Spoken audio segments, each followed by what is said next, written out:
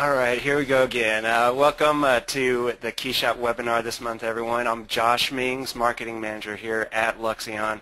Today we'll be looking at materials in KeyShot 3. Of course, Mr. Rex Roberts, our digital media kingpin, will be showing you the process of setting up a scene and showing you a few techniques to help you improve that material workflow. We'll keep an eye on the questions. If you have one, just shout out there, and we'll do our best to answer them. But before we get started, I've already posted a file, the file that we'll be using. If you don't see that, I'll just post it up here again. You can download that and keep an eye on it as we go through the process, and keep it for reference later on after the webinar. So without further ado, ladies and gentlemen, Mr. Rex Roberts. All right. Hey, fellow KeyShot users. Thanks again for joining us today. As Josh mentioned, I'll be going over the process of using materials in KeyShot 3 from a general overview to some specific workflow improvements. So with the SEMA show kicking off tomorrow in Las Vegas, we wanted to do something automotive related for this webinar. So I was inspired by California native Ron Nicholas and his MK4 GTI with custom purple accents. So I found some replica BBS RS wheels here on grabcad.com, and you can download these for free, and I highly recommend using this website as a resource for CAD models. So once you've downloaded the KSP file, you will see an icon like this, and if we double-click to open up, we'll be prompted to either copy the files or keep the files in a single folder. So copying the files will put all the materials and environments, labels, into your KeyShot 3 resources folder located in your document. If you want to keep the files in a single folder, we will create a new folder on our desktop, and we'll select all the files to be extracted to that folder.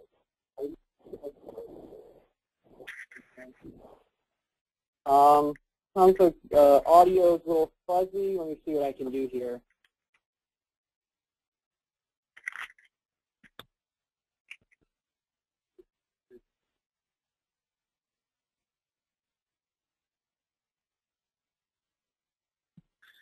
Okay, let me know if this sounds better.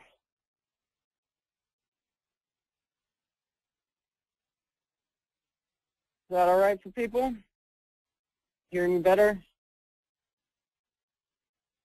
Yeah, that sounds much better. Okay, cool. Okay, so once you've unpacked your KSP file, you'll open up your scene, and it will look like this. So you can see that there are parts already separated by material, and these colors were applied within the CAD modeling software. And this allows us to drag and drop materials from our library to parts or groups of parts. So applying materials in the CAD software can definitely be an efficiency booster, especially when dealing with pattern parts and hardware such as these here. They're all linked, so all you have to do is drag and drop onto one part to paint them all up. If we don't make this separation in the modeling software, our file will come in looking like this. So although the parts are still separate entities, all the materials are linked together. So if we were to drag and drop, we paint up the entire model. Now we can always go to our scene tree. And I use a lot of hotkeys in this webinar, so just so you guys know, you can always reference the hotkeys by pressing K. And those are very helpful for improving your efficiency. So, okay, if we have our model in our scene and all the materials are linked together, simply go over to your model in the scene tree, right-click, and unlink material. So what this has done is separated all of these materials now, so we can apply individually. Okay.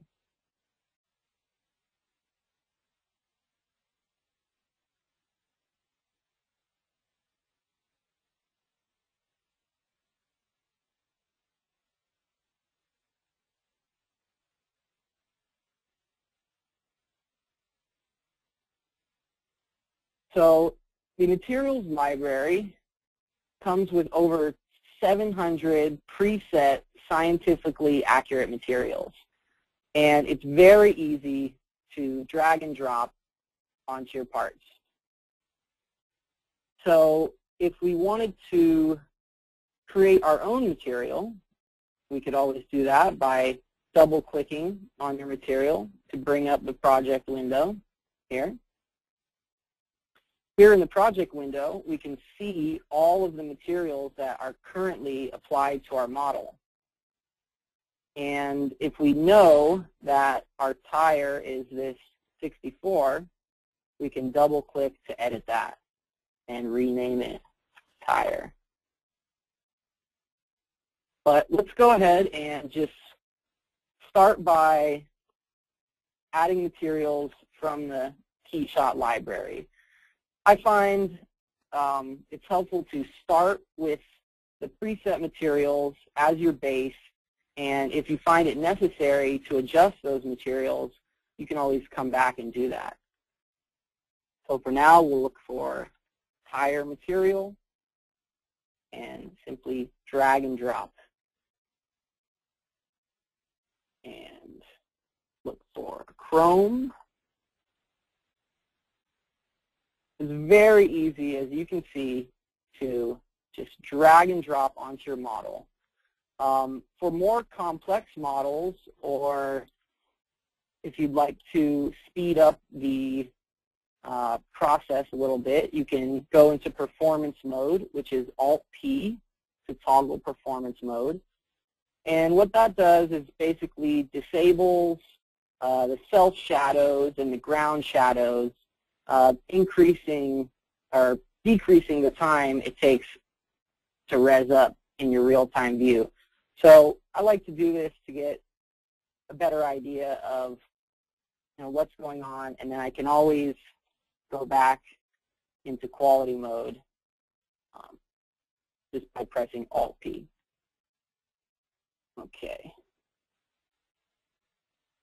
So why don't we go ahead and create a new material for our hardware here.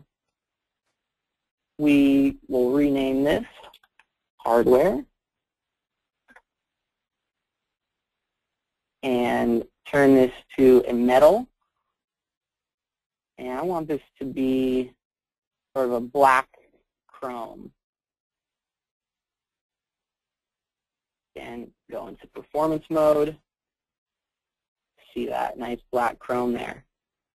So once we have this set, we can save to our library and choose where we want to locate this. So I'm going to put it in the Chrome Basic folder. Now, keeping your materials organized also helps a lot with your workflow efficiency. This way, we can go into our materials library and quickly go to our metals, Chrome, Basic, and here's our hardware. And then we could always use this on another part in our scene. Okay. So if If you've updated to KeyShot 3.3, you may have noticed a new material folder for DuPont paints. So this is a new feature that we released with 3.3 in collaboration with DuPont, and they've provided some awesome materials.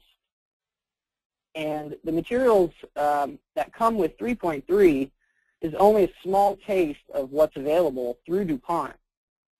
So for more of these DuPont paints, we can go to www.keyshot.com, or I'm sorry, keyshot.dupont.com.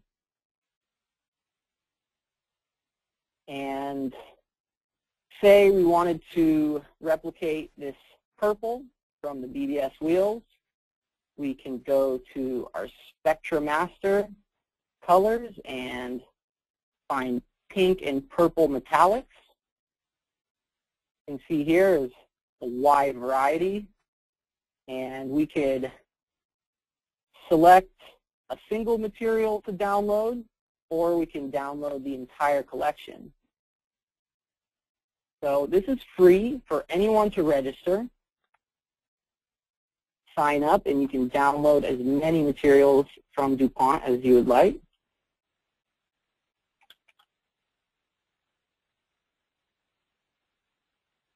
These will download to a zip folder.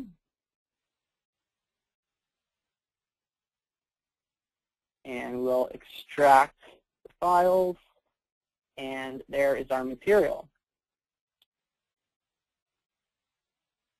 So going off of keeping your materials organized, when you do download these, you'll want to find your KeyShot 3 resources folder, usually located in the documents unless you have specified otherwise.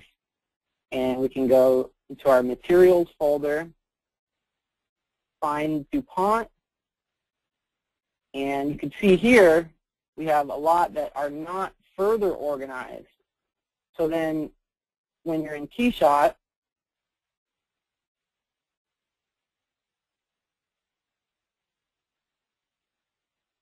if we go to our DuPont folder, we'll see them all here, which can be a little overwhelming. So what I like to do is separate them into, here I have my hot hues, still kind of a lot, so I've even broken that down further into the effects colors and the solid colors. So this makes it a little easier to go in and find colors you're looking for and apply those. Okay.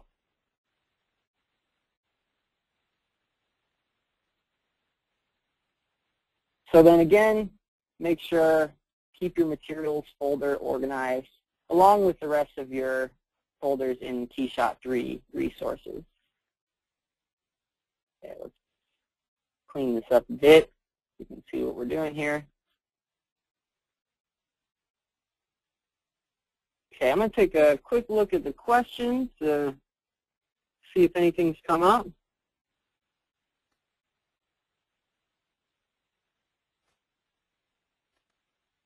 Okay.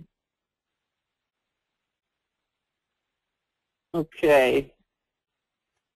Bill has a question. He says, materials are highly dependent on the HDRI, and that is absolutely correct. Is there a recommended dome to accurately reproduce the DuPont colors, or is there a DuPont-specific dome? That actually is a great request, Bill. I think that would be nice to accompany the DuPont colors with a dome or with an HDRI environment. But for now, there's basically two ways of going about it. And this would depend on your scene as well. If you have a vehicle in an outdoor environment, you will have cool tones from the sky and warm tones from the sun reflecting off of the material. So that is going to appear different than what it would look like in a studio environment that is completely desaturated. So usually what I do when setting up my scene is I've actually created a starting point environment, which is just a simple gradient here. And might be a little dark, but I like to start with this, and I'll go in and add some more pins once I've set up my camera view to make sure I'm able to achieve the reflections and highlights that I'm looking for. So another thing to be aware of is your brightness and gamma settings. The default values are 1 and 2. Now, in the real world, gamma is set to 2.2. So this, you can see that brightens up the scene just a little bit. And we're getting a pretty accurate representation of this color here. Okay, I hope that answered your question, Bill. See what else we have. Josh, have you seen any other questions that could be addressed now?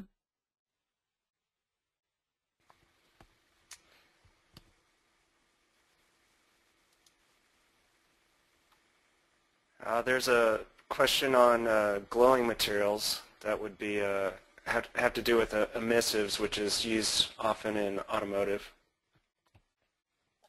Is there a good way to simulate glowing materials? When I try it, it seems to just get more towards white and loses the color I want as a glow. Okay. Yeah, so with the intensity slider on your emissive materials, let's see. We'll just apply an emissive. Actually, before we get into that, there's something else I wanted to discuss, and that's the difference between materials and shaders. So these are our general materials that do not have textures applied to them or specular maps.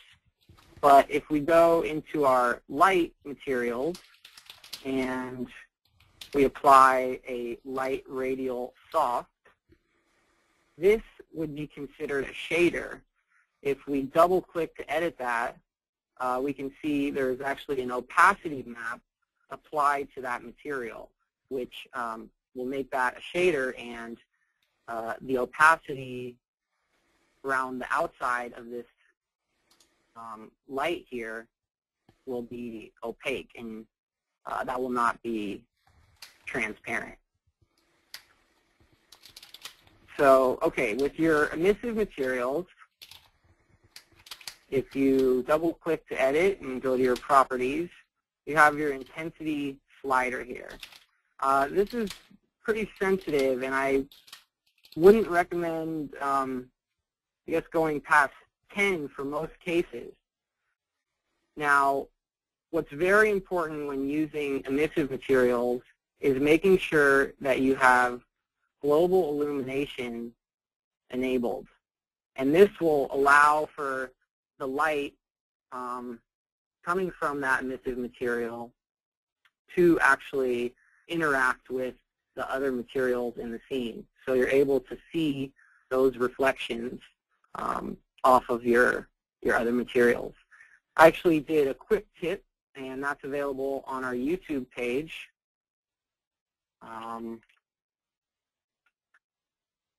Did a quick tip last week for our newsletter about animating lights in KeyShot.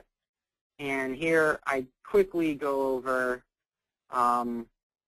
using emissive materials to light your scene.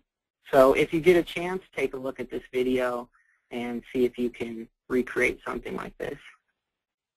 Okay. All right, well, why don't we go ahead and continue painting up our model here. Josh, I'll let you take a peek at some more questions and answer those as I go ahead and touch up some of these materials here.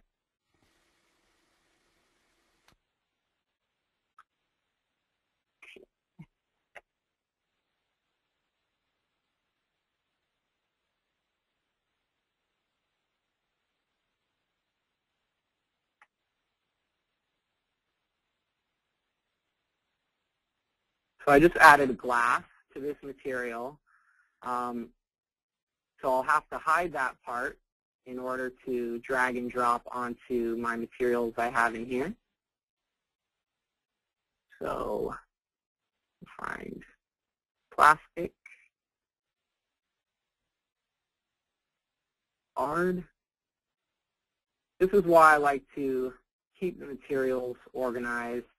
Very easy to reference the folders. Basic, hard, white, shiny plastic. And we'll just add a black inner surface here and then show all our parts. Okay. Not really feeling this purple here, so why don't we go back to our DuPont paints and find something a little more vibrant.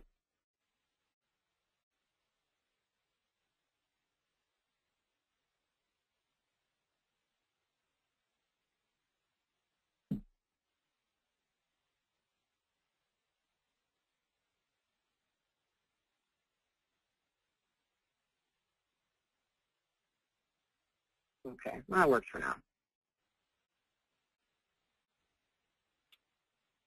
And to paint up my brake calipers, I'll go ahead and just hide the entire wheel assembly.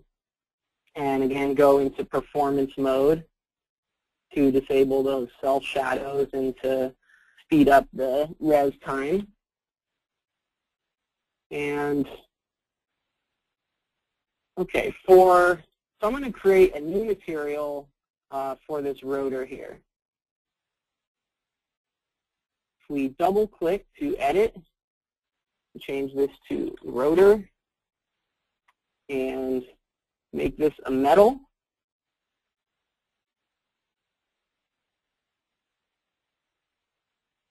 With 25 or 75% gray. Okay. And we're going to go to our textures and apply a bump. So if we click the checkbox here, we are taken to our textures folder. And I'm just looking for a radial brush, which is here. Okay, so this will give us that textured effect, the radial brush textured effect onto our brake here. Now, as you can see, it's not exactly centered on our brake here. So let's show only to get a better idea of what's going on here. And then we can go and begin shifting our X and Y values to center this. We'll disable the repeat. Actually here we need to change this to planar X. And for this, the position function can only get you so close because there's no material in here. Now, if I try to position it, obviously we can't do that. So I'll get as close as I can, and then I'll shift with my sliders here. And you could always type in smaller increments if you need to do that.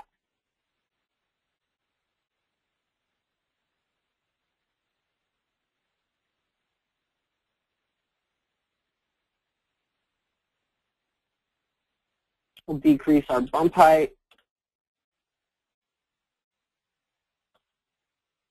pad.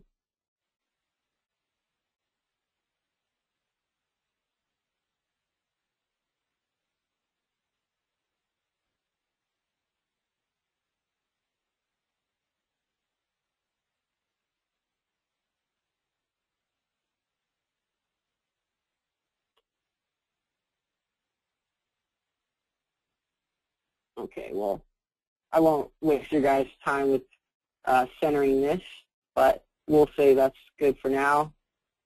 We'll have to show all our parts. And we'll continue to paint up the brakes.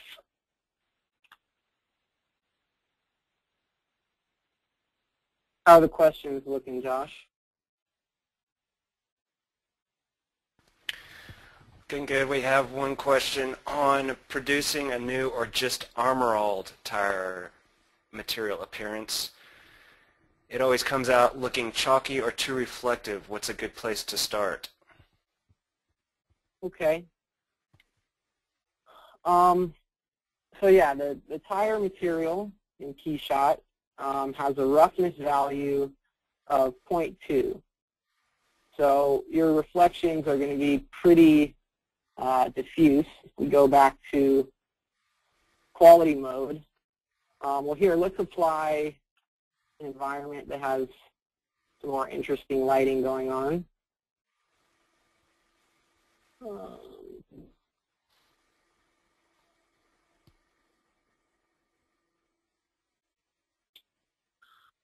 Okay, so we have this highlight here on the edge of our tire, and at the default value of 0.2, it's very diffuse. So if we turn that down, we can punch out that reflection a little more, and we can also open up our advanced tab and increase our refraction index, and now we'll increase that level of reflection off the surface. And then you want to make sure that is a completely black value. And we can change our specular to a white if we want to punch that highlight out even more.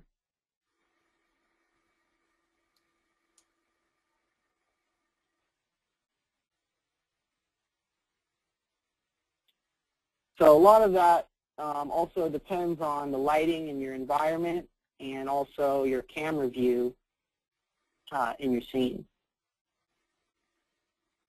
Okay. Yeah, this texture is bothering me. We need to fix this.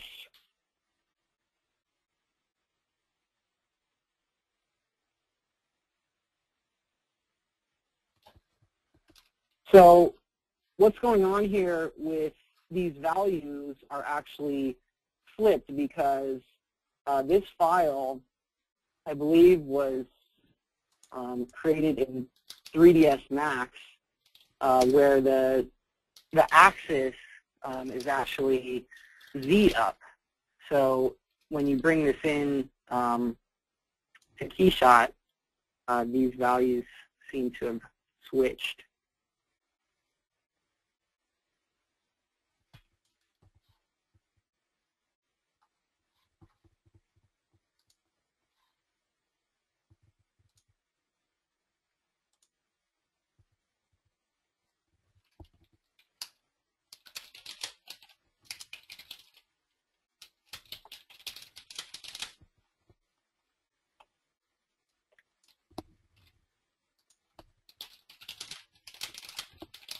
Okay.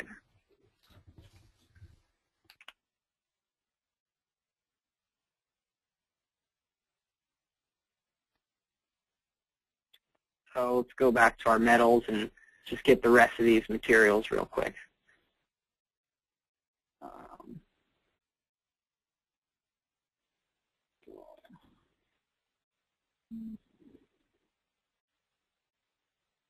So having all these materials linked makes it very easy to just drag and drop onto one to paint up that whole pattern of bodies.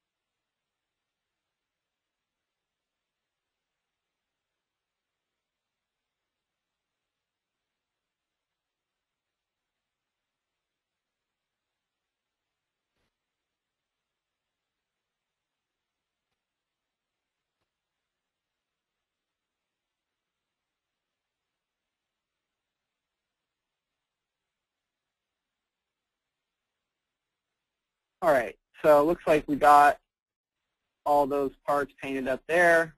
We'll right-click to show all parts.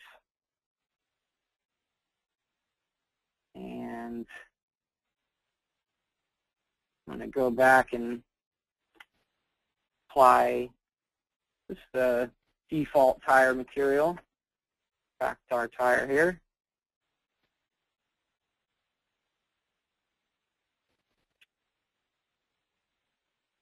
And let's set up our camera view.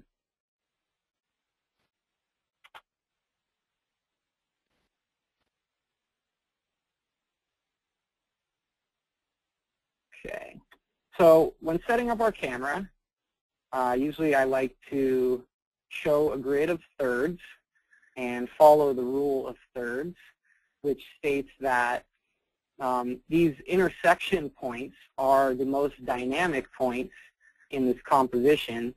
So you would like to center your object on those points in order to create visual interest and also help lead the viewer's eye around the scene.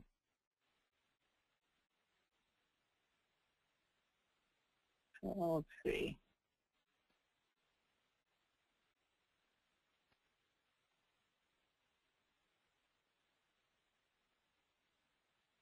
Okay, and we'll add a new camera and rename this.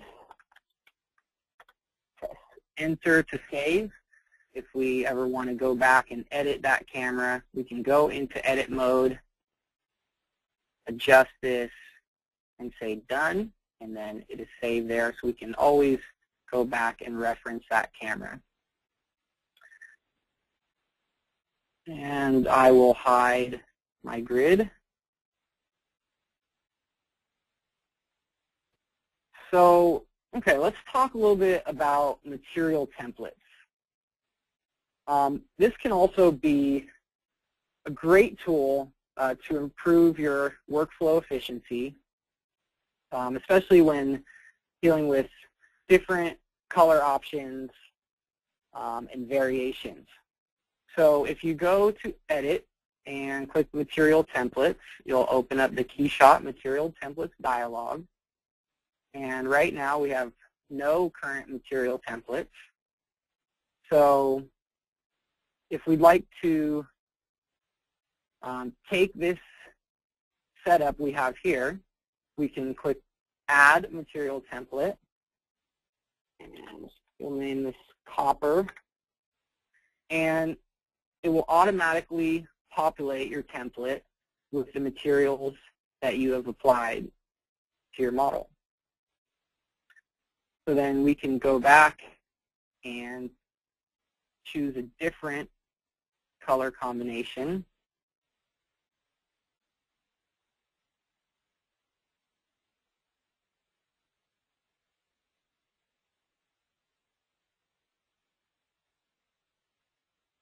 And we can add this to our material templates.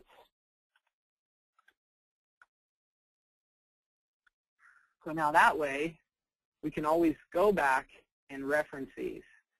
So if we want to look back at our copper we can select Apply Template, and there we have it. So this saves you from having duplicates of the same model in your scene that you would have applied different materials to. This keeps the file size down and also speeds up your workflow. Very simple to just go back and switch between your templates. Okay. Josh, why don't you take a look at some more questions? Yeah, yeah, sure. And in those material templates, can you show real quick how to select parts instead of materials as the basis of the template? Okay. So just remove these.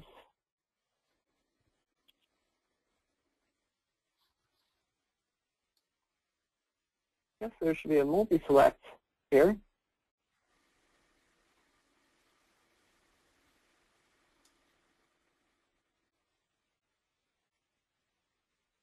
Okay, well let's just edit our copper template here. So right now, our source for the material templates is the actual material that came into the model from the CAD software. So here again you see this 64, 64, 64, and this was our tire material, and then it goes ahead and applies, I guess since we didn't change the name on this one, it's applying this new material that we've edited. If we wanted to create our template by source of part, then we go in to our scene tree and we can find our source name.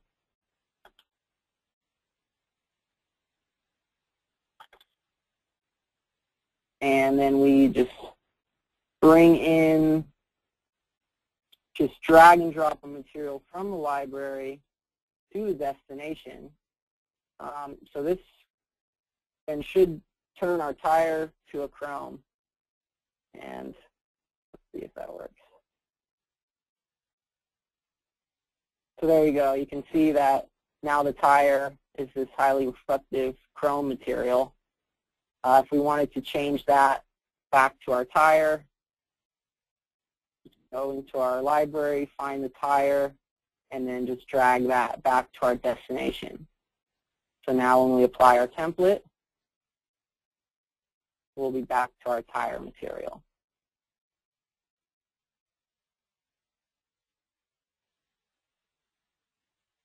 Okay. Yeah.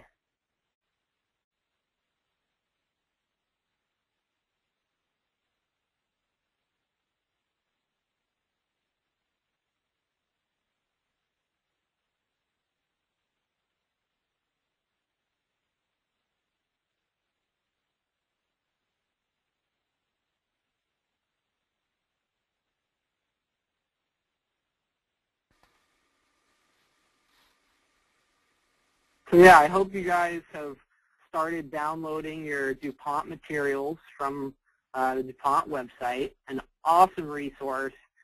So cool that they're free, and you can just download all those to have at your expense.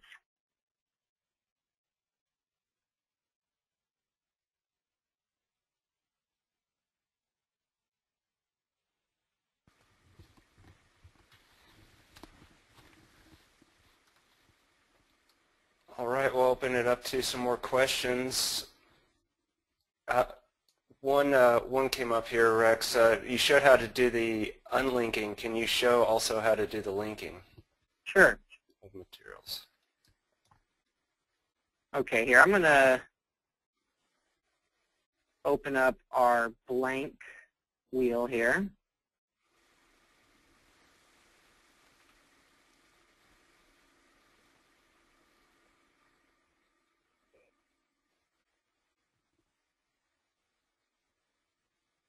Okay, so again, all of these materials are linked together. Now, to unlink them, all we have to do is go to our project window. I bring that up by pressing the space bar. And for the materials library, or the library, M is the hotkey for that one. So in our project window, right-click, Unlink Materials, and now you can see they are individually separated. But if we wanted to take the hardware, hide these.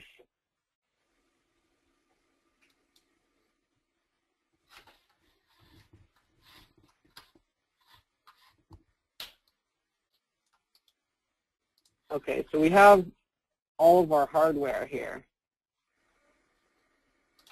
And this would be a lot to go in and individually apply materials to each one of these. So all we have to do is multi-select all of these M6 Allen heads by pressing Shift and clicking the top and the bottom. And then right-click Link Material. So this way, now we can go for Chrome and apply it just to one, and it paints up all of those. Very easy, very simple. And then you could always go in and unlink these individually if you'd like to do that. And there's also another way of linking materials. So let's talk about that. If I apply my black chrome here, I can right-click to select material, or I can press Shift right-click, Shift left-click to select, and then Shift right-click to paste that linked material. So now, this Allen is no longer linked to the rest of these, but it's actually linked to these other parts that we've just painted up. And then I can always Shift left-click, Shift right-click to go ahead and link these parts in our real-time view.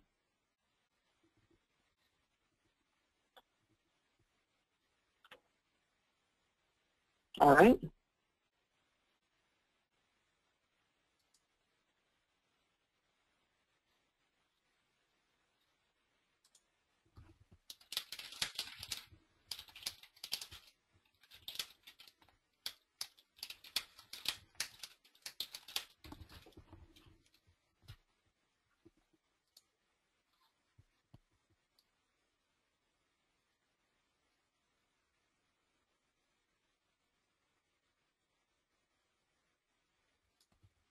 Okay, any other questions regarding materials, material templates, downloading materials, or creating your own materials? Something I'd like to mention regarding that, creating new materials and using material templates. If you do plan on using material templates, I would highly recommend saving your custom materials to your library. So say for our tire here, we wanted to make a custom material with this.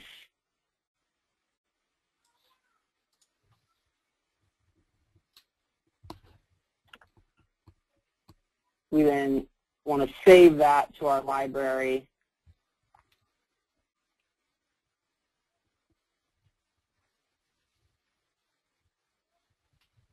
So that way, when we do create our material template,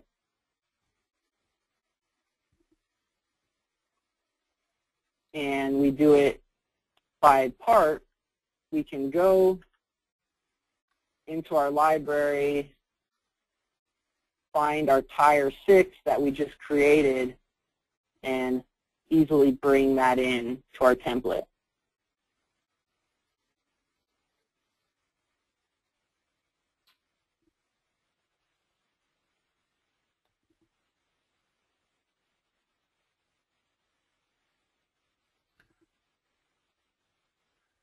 And this goes along with the question Jeff Reinert had.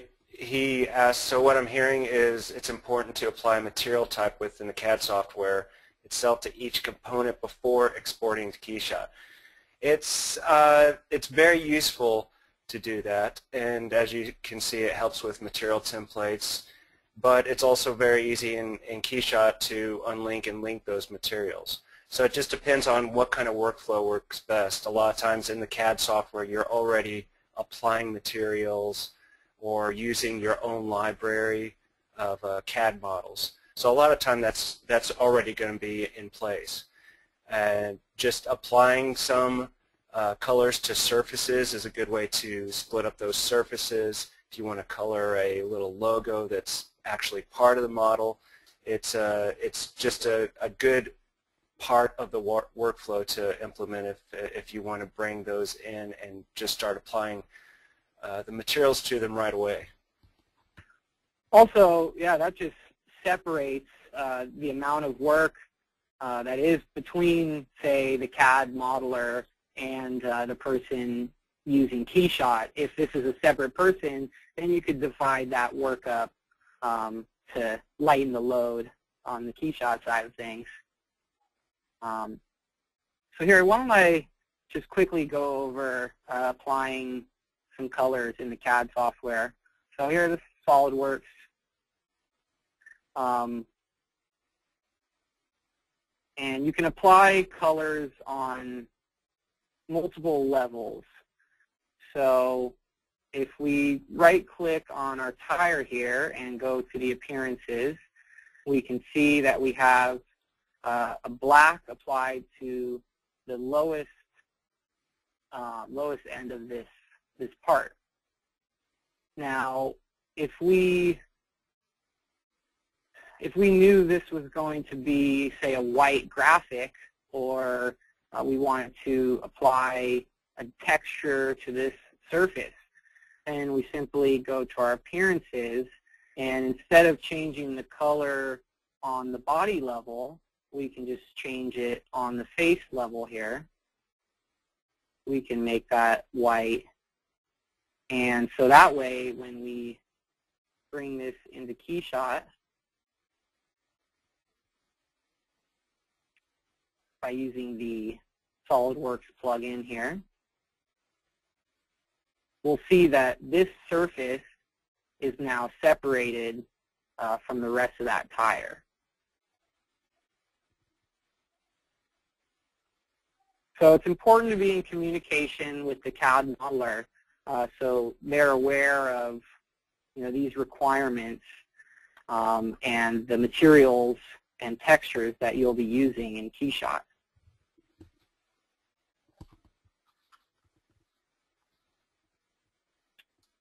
So I had the quality was turned up pretty high on this model, so it might take a little while.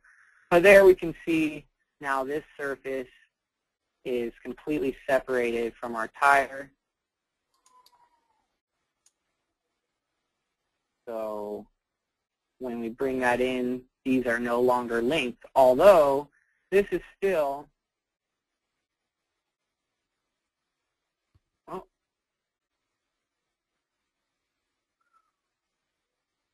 so yeah, we can apply. Oh, well, apparently I had colored the wheel white too, so now those are linked. But we could always unlink one of these and bring our chrome back on there.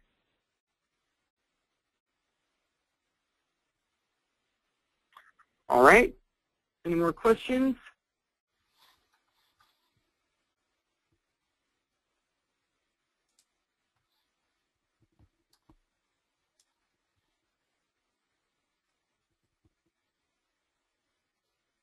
Yeah, on that last import, he imported the whole model on that one to answer Mark's question.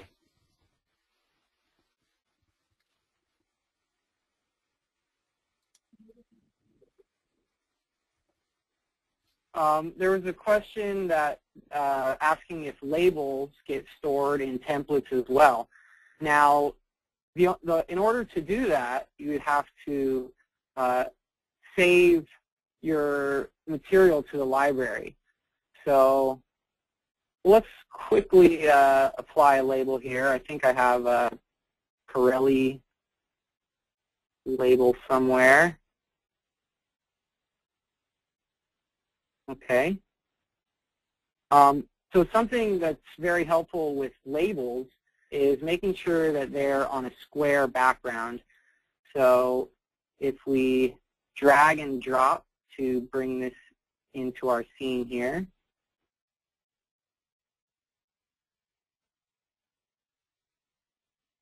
we can add it as a label, and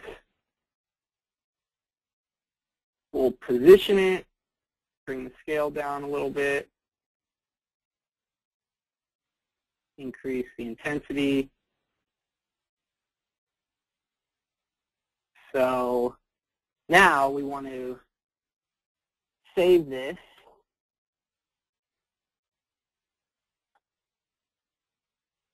to our library. So that way we can always reference that material to our material templates.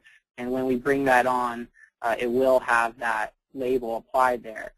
It may require positioning the label if it's on a different, if you're going to be using it on a different part in your model. Okay.